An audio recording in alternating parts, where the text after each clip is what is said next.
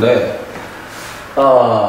오늘부터 거꾸로 수업의 일환으로 대원고 학생, 1학년 학생들을 위해서 지구학 1 예습 과목에 대한 것들을 몇 가지 내용을 짧게 좀 진행을 하도록 하겠습니다. 지난 체육대회 전주간이었죠. 전주간 동안에 중간고사가 끝나고 나서부터 우리가 진행했던 내용이 태양계 구성원에 대한 내용들이었습니다. 그죠?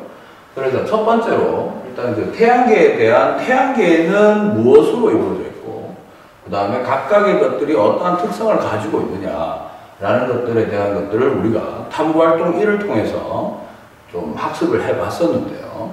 오늘은 구성원들 중에 세부적으로 이제 하나하나씩 좀 들어가는 첫 시간으로서 일단 지난 시간에 대한 복습을 조금 하고 나서 본격적으로 좀 들어가도록 하겠습니다. 우리가 지난 시간에 했던 게 이제 태양계 구성원인데, 사실은 탐구활동지에는 태양이 결국 항성이기 때문에 일종의 항성계의 일종입니다. 항성계는 결국 어떤 항성이 만들어지면서 그 주변에 행성이라든가 여러 천체들이 항성의 인력권에서 움직이고 있는 모든 체계를 우리가 항성계라고 하는데, 특히 우리 지구도 역시 행성으로서 중심 항성이 바로 태양이기 때문에 우리가 그것을 태양계라고 얘기를 합니다. 그럼 태양계에서 이제 제일 중요한 거는 중심 항성으로 있는 게 일단 태양이겠죠. 태양이고요. 그 다음 두 번째, 태양 주위를 돌고 있는 행성들이 있습니다. 그리고 그 외에 행성들 말고도 우리가 여러 가지 천체들이 있을 수 있는데, 그러한 것들을 우리가 모두 소천체라고 이야기를 합니다. 이 소천체에는 여러분들이 좀 주의해서 좀 보셔야 됩니다.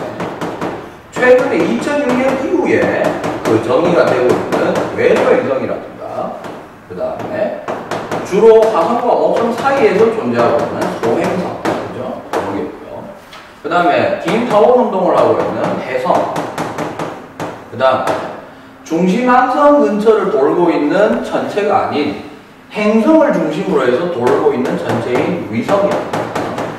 혹은 그 밖에 유성과 같은 여러 가지 것들이 존재할 수가 있습니다. 이거 말고도 요즘 바깥쪽에서 존재하고 있는 카이퍼 벨트의 존재, 이러한 것들도 우리가 좀 얘기를 할 수 있겠는데, 주로 이제 우리가 동영상 강의를 통해서 제가 여러분들께 알려드리고자 하는 것은, 탐구활동에서 실질적으로 어떤 학습 목표를 진행을 하는 동안 혹시나 놓칠 수 있는 수능이라든가 내신의 학습적 포인트를 잡는다고 좀 생각을 해주시면 될 것 같습니다.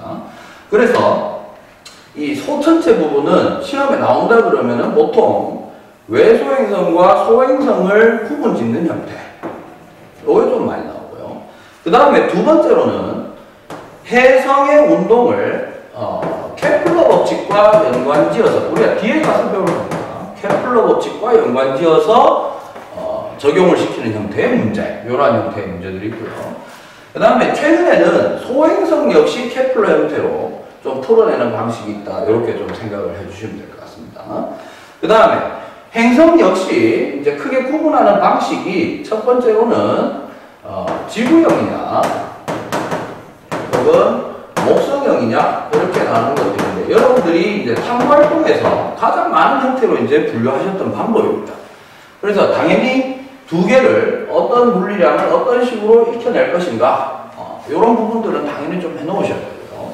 이 부분이 이렇게 구분 짓는 방식과 더불어 외소행성과 소행성이라는 측면과 함께 행성도 역시 구분 기준을 물어보는 방식이 있다라는 걸 좀 생각을 해주시면 될 것 같고요. 그 다음에 실제로 더 중요한 건, 우리가 아직 진도를 아직 나가질 않았는데, 실제로는 행성은 운동 체계를 좀 물어보는 경우가 상당히 많습니다. 그리고 대부분의 학생들이 상당히 괴로워하는 건데요. 참고로만 좀 알아두시면, 내행성의 운동과 외행성의 운동이라는 형태로 접근하는 방식, 요게 뒤편에 가서는 좀 더 중요한 포인트로 자리 잡게 된다라는 거, 이런 정도로 여러분들이 좀 정리해 두시고 해두신다면은 아마 문제를 푸는 데 있어서는 크게 어려움은 없을 거라고 봅니다. 그러면 오늘 이 시간에 할 것은 바로 누구냐면 바로 태양에 대한 이야기를 좀 하고자 하는데요. 좀 자세히 이제 첫 번째로 좀 들어가고자 합니다. 화면 쪽으로 볼게요. 일단 태양에 대한 거는 탐구 활동을 하면서 여러분들이 어느 정도 좀 조사한 기본적인 내용부터 좀 몇 가지 얘기를 하도록 하겠습니다. 첫 번째, 태양은 중심핵에서부터 핵융합 반응을 통해 스스로 에너지를 발생시키는 항성입니다. 그죠?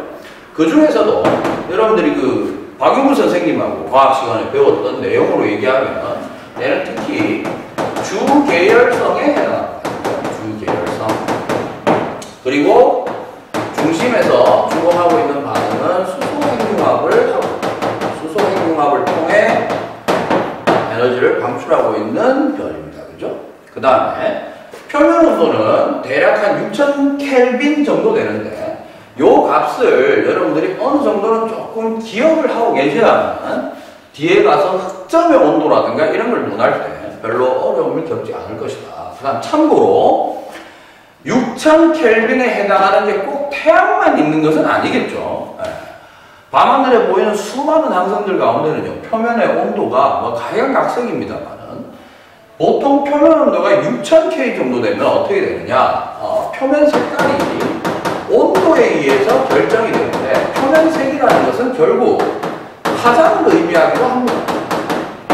이 부분이 조금 어렵죠. 이 부분도 제가 추가적인 동영상 자료를 좀 이제 뒤에 업데이트를 좀 하도록 할 겁니다. 표면색이 6000K를 가지는 항성들은 대부분 노란색 표면을 띠게 됩니다. 그러나 여기서 주의하실 점이 하나 있는데 방출되는 방출 빛의 색깔은 빛의 색은 주의하실 흰색입니다. 백색입니다. 즉 표면은 노란색이지만 나오는 빛은 흰색 빛입니다. 합쳐서 흰색이라는 의미가 여러분들 그 중학교 때나 고등학교 그 미술 시간에도 좀 나오기도 하고요. 과학 시간에도 나오기도 하는데 빛의 삼원색을 모두 섞으면 모든 형태의 빛의 색깔을 또 표현할 수도 있지만 그 빛의 삼원색을 합성을 하게 되면 흰색이 되죠. 즉 가시광선 영역에 있는 모든 빛깔은 다 나온다고 보시면 되겠습니다.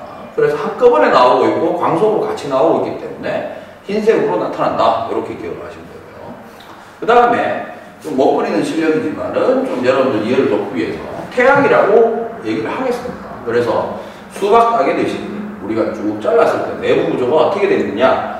자, 이 내부 구조가 어떤 식으로, 이런 식으로 만들어지는 과정은 그 융합과학에서 초반부에 살짝 나옵니다. 그런데 그 실질 내용은 지구학 2나 물리 2의 내용이 사실 좀 기반이 돼야 되기 때문에 여러분들 고등학교 1학년에서 지구학 1을 하신다라고 할 때는 이런 구조로 그냥 구성되어 있구나. 이게 왜 필요한가에 대한 거는 좀 뒤에 가서 좀 얘기를 드리도록 하고요.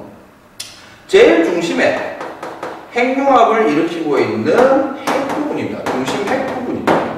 별다른 건 없죠? 수소 핵융합이 일어나는 장소입니다. 그 다음 두 번째, 여기가 거의 뻥 비어있는 거나 다름없는, 즉 핵에서 만들어진 에너지가 이제 표면 쪽으로 계속 전달되는 데 있어서 열 전달 방식 중에서 전도, 대류, 복사 이렇게 세 가지가 있는데 이때 여기서 전달되는 방식이 복사를 통해서 전달된다라고 해서 이 층을 복사층이라고 얘기를 합니다. 그 다음에 마지막으로 거의 최외곽층을 이제 이루고 있는 이 부분이죠. 흰색으로 나타나는 이 부분.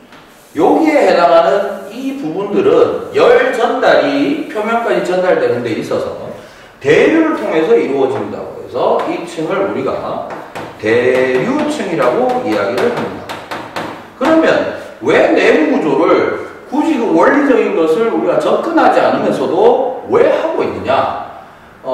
제일 사실 그 지구학원에서 태양에 대해서 가장 관심 있는 부분은 뭐냐면 이 표면에서 일어나는 현상하고요. 태양도 어느 정도의 그 대기를 가집니다. 대기를 가지는데 이러한 그 표면의 현상부터 해서 대기의 현상까지 영향을 미치는 것은 결국 내부의 어떤 변화에 의해서 영향을 받게 됩니다. 따라서 다른 건 다 때려치우더라도 대류층에서 어떤 현상 때문에 1차적으로 표면에서 어떤 현상이 일어나는가에 대해서는 여러분들이 좀 정확하게 아셔야 되기 때문에 그래서 내부 구조는 제일 안쪽부터 핵, 복사층, 대류층으로 구성되어 있고 뭐 핵에서는 수소핵융합이 일어난다. 이 정도 좀 기억하시면 되겠고요. 복사층에서는 복사를 통해서 열을 전달하고 있다라는 거. 그 다음 대류층은 좀 이따가 제가 다른 파일을 통해서 제가 좀 설명을 드리겠습니다만 대류 방식이라는 것이 어떤 식으로 이루어지는가 이 정도 좀 기억하시면 되겠고요. 참고로 이 겉면을 우리가 전부 통틀어서 뭐라고 얘기를 하느냐 하면 빛이 나는 구면이다 라고 해서 이 면을 광구면이라고 하고 이 광구를 우리가 태양의 표면이라고 얘기를 합니다. 표면이라고 얘기하고요.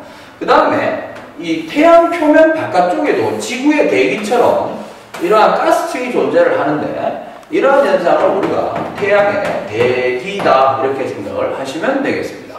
그래서 첫 번째 파일은 이 정도로 좀 정리를 하시고 교과서 페이지 234쪽부터 여러분들이 한번 쭉 태양 단원을 읽어보신 다음에 다시 두 번째 파일로 여러분들이 한번 보시면 되겠습니다.